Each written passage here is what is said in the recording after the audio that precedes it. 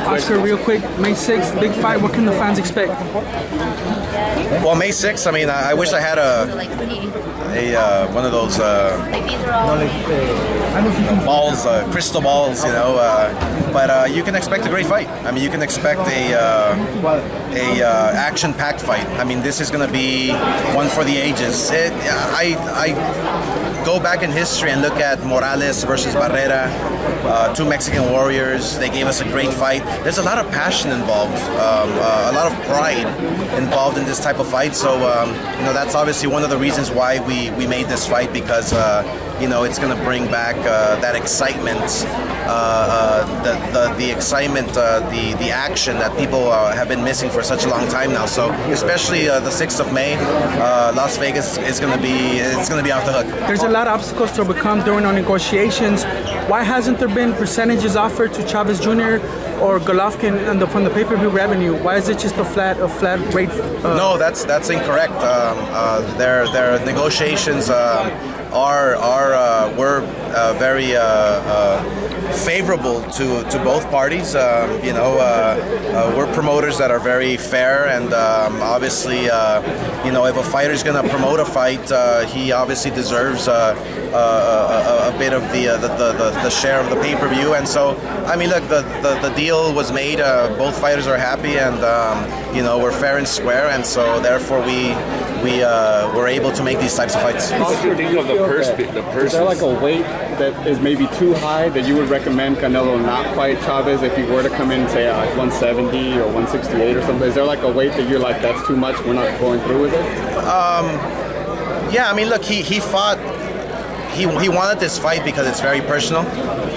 Canelo wanted this fight because you know, Chavez Jr. has been talking a lot of smack throughout the years, and so in order to make this fight, he had to make that adjustment, and he had to give in, you know, a few pounds. I believe he has to gain like 10 pounds, and Chavez has to come down like 3 or 4 pounds. You know, his last fight he weighed in, I believe, at 167 or 8. So he's already there. Right now, I've been watching him training throughout the whole press tour, and he's taking this fight very serious. I mean, I think it's a whole new Chavez. I think he's a refocused, rededicated Chavez. So it's a dangerous fight. I mean, because of the weight advantage, the height advantage. Obviously, Canelo is faster. He's got skills where he can move side to side. So it's gonna be an all-out war. It's gonna be a bloodbath. You know, I think Canelo, he knows what he's doing. He knows his body. He knows at what weight he has to come in. He doesn't want to come in too heavy, too light. He wants to feel strong. He's gonna feel fast. So, you know, May 6th, I think we're gonna see two guys that are gonna be at their moment, at the best moment. Winner gets bragging rights, but does he also be considered the best Mexican fighter at the moment? The winner besides bragging rights? Yeah, I mean, look, the winner of this fight, there's so much at stake, because imagine the loser having to go back to Mexico and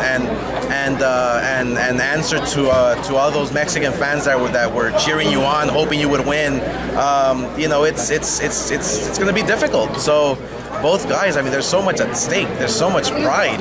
And when you have pride involved in a boxing match, then therefore you're gonna get a great, terrific fight. These guys don't know how to take a step going backwards. So and literally, genuinely, these guys hate each other. So I'm looking forward to it. It's gonna be an exciting fight. Last question. Purse bet's still on, Oscar? The purse bet?